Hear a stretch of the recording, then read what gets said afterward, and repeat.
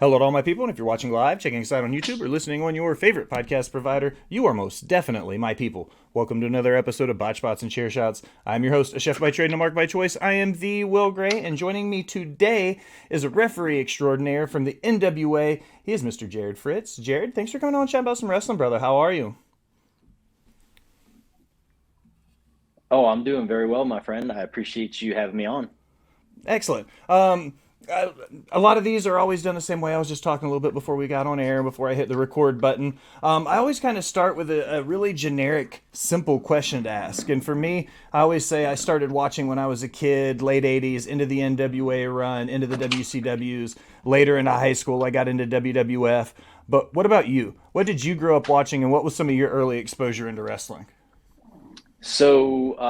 Professional wrestling for me was actually kind of forbidden by my mom because she was afraid that I was going to hurt myself or hurt somebody else. So luckily, when I go over to my uncle's house, he'd have it on his little one of those old school like 8-inch TVs, the old black and white ones. But he had the old NWA on there, um, and we used to watch like old Dusty Rhodes, Harley Race, that type of stuff. Um, and eventually, my mom kind of gave into the desire for it, if you will. She still wasn't 100% happy, but when I was 13 years old, my dad was Navy, so we got stationed in Japan. And she was like, you know what? Anything to make you happy at this point, go ahead. I think I went to like 2 or 3 live shows here in the Charleston area just to get my fill before I went over to Japan. And about 2 years after that, I kind of fell out of wrestling just because I didn't have a lot of friends that watched it, didn't have a lot of friends that enjoyed it. Um, and then lo and behold, after I was at the 2008 Olympics with the U.S. women's national soccer team, and the doctor that was working with me there was actually the doctor that just got hired to work with WWF, and he knew I was a fan.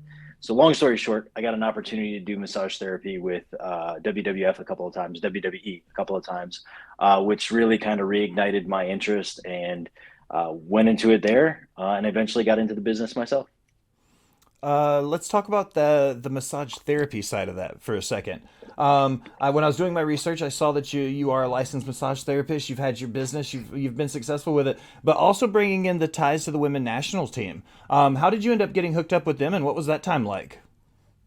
Man, it was awesome. I've been doing massage therapy for 20 years now, and I've owned and run my own business for about 12 of those. Uh, Kind of got used to that 15, 16, 17, 18-hour flight. I don't even know how long it is. So that part wasn't too terribly bad, but of course, everything being the Olympics and being China, it was, you had to stand in line and sign 15,000 different papers, take 6 different photos, fingerprints, all this kind of stuff. I think I had 12 different badges that I had to wear. Like you had a badge for this area and then a badge for this area and this and that. You end up looking like Mr. T. It was crazy. Just all the necklaces, just all of them. Uh, Absolutely. let's transition back to wrestling a little bit. Let's talk about how you ended up being a referee and what that process was like breaking in as a referee into the business. Yeah, so going back to the Olympics, the doctor that I worked with there ended up working with WWE, hired me on to do some massage therapy with WWE. I really liked it because I was passionate about professional wrestling, but I couldn't work with WWE. They went a different avenue with their massage therapy. So I reached out to my mentor, who at the time was living in the Tampa area, which is where FCW was at. And so I asked him if he had any connections there. He didn't, but he did have a connection back here in Charleston. And realistically, I didn't even know that there were like indie scenes and things like that. But he put me in contact with a guy named Pete Casa. And me and Pete became real good friends. And I reached out to Old School Championship Wrestling here in Charleston, South Carolina, and basically asked them, hey, can I sponsor you? Like, I'll come in the locker room, I'll work on the guys, and that's it. And so we did that for, I think it was 3 shows, and then they wanted to kind of work an angle with me and Pete, where Pete was a baby face. He was going against the heel. The heel was going to go like kind of ape shit on him, and I was going to come out to do quote medic work and eventually have some interactions. But in South Carolina, you actually have to be trained and licensed to be within 6 foot of the ring. So they arranged it with a guy named Bob Keller that I could go do some training. And when I started my training, it came fairly easy to me. And the Heat Bob found that I had a lot of athleticism.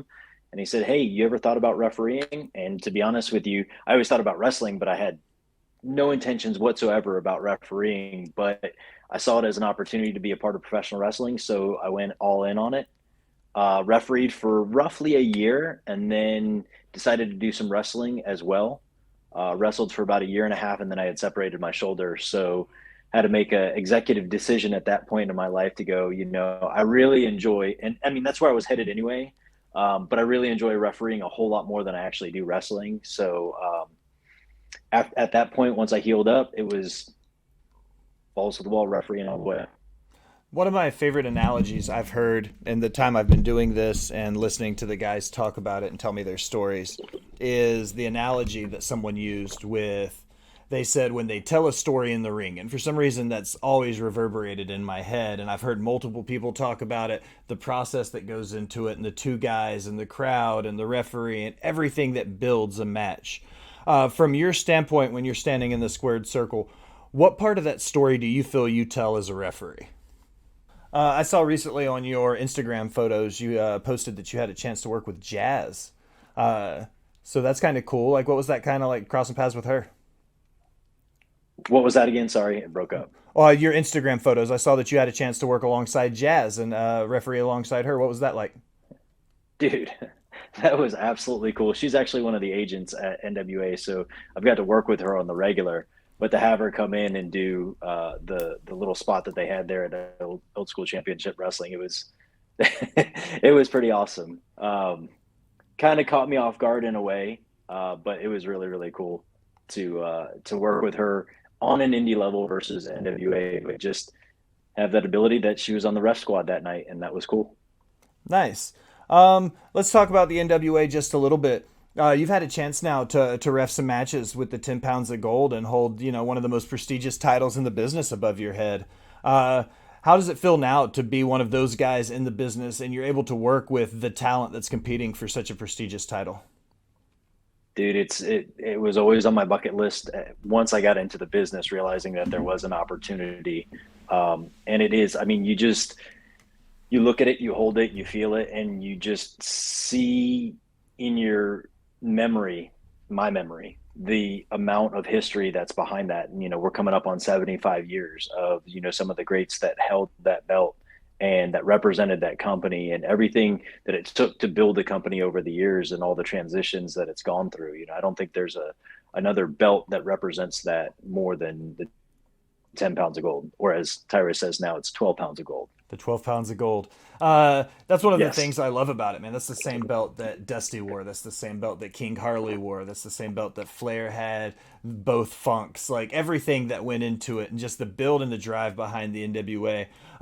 This question's kind of looking at it from that perspective. When you go into the locker room in 2023 in an NWA locker room, do the guys and gals in the locker room still carry that same proud and prestige along with it, that this is still the NWA? I wholeheartedly believe so. It's always about delivering a product that represents the history and the lineage of what NWA is. And Billy is extremely passionate about the history and tying in that history with the current product that we have. Wrestling has evolved over the years, and we have representation that shows the evolution, but we still need to have that ability to support the history. Let's take a look outside the wrestling world now. Another thing that I came across when I was doing my due diligence is you do some life coach work, man. Your Instagram and a lot of the stuff on your social media is just radiating positivity all the time. What do you do daily to help keep you going with such a positive mindset? Well, first and foremost, it's a choice. We all deal with shit every single day that's tough on us. And I fell victim to that years ago. A lot of depression, a lot of like, hey, this world sucks, and blah, blah, blah, blah. But it's a decision that you do. Every morning I wake up, I write a page in my gratitude journal. It doesn't have to be anything. It could be happy. Hey, I got a shirt on my back right now, and I'm thankful for that, because some people in this world don't. Because the more you focus on what you're grateful for, the more you're going to have to be grateful for. If you focus on more of complaints, you're going to have more stuff to complain about, point blank period. It's all perspective. So There's things that I do every morning. I do some affirmations, I do some meditations, I write in my journal. I usually read some sort of a personal development book, and I feel like whatever hits me that day, that's where my posts come from in the morning. That's what most people see. And it's just what I'm feeling that day. And my mindset is this: if I put it out into the universe, now I have to be responsible for it. And everybody else that sees that is going to help hold me accountable to that. So, like, if I'm doing that, if I have the courage to do that, then I'm going to live up to it. What are some simple things you think people could do to help raise their mindset and to be more positive? Some of the things, like you were just saying, those simple things right there. But what are some things that people can do just daily to help with that?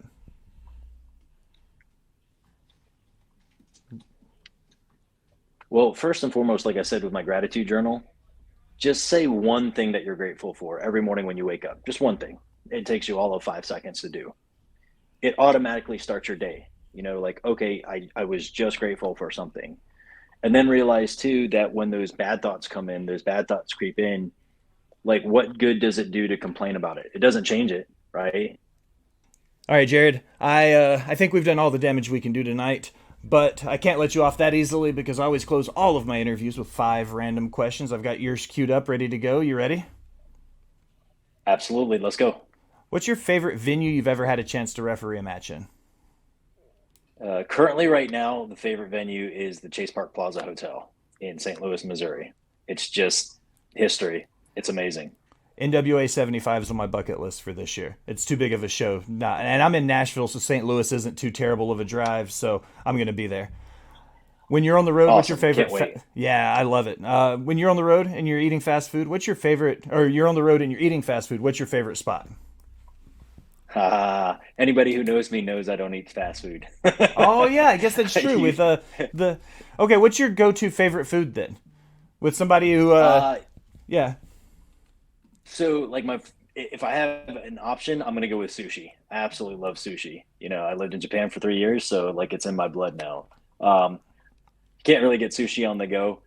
So usually I do some sort of like salad or something like that. Grilled chicken, I absolutely love grilled chicken and seafood. So Always solid picks. I'm also always going to ask about food, being I call it my catchphrase, man. Chef by trade and a mark by choice. Do you believe in I love it. aliens? I do. You do? I don't know how much, but I mean, I think it's selfish to think that we're the only civilized life in the universe. For sure. What's your favorite sport that isn't wrestling? Shit. So that outlaws actual like folk style collegiate wrestling too. I would have to say I'm currently training in strongman, and I think strongman is pretty dope. So it's just pretty impressive what our bodies are capable of. That's a totally separate conversation to have to have. That's intriguing as hell. Strongman. How do you like? Yeah, different conversation for a different time. Last question. What's your favorite movie? The Crow, Also a Brandon fantastic Lee, and The pick. Crow. Yeah. Yes, it's been my favorite for years now, and it's because it doesn't have one single genre. It's romance, it's sci-fi, it's drama, it's thriller, it's action, it's everything, and it's such a cool story. James O'Barr and the shit that he had to go through to come up with that. It's unfortunate, but I mean, it's a pretty awesome movie, and the fact that Brandon Lee unfortunately passed away during that was something that like you got to respect. And then a close second to that is A Knight's Tale with Heath Ledger. I love A Knight's Tale.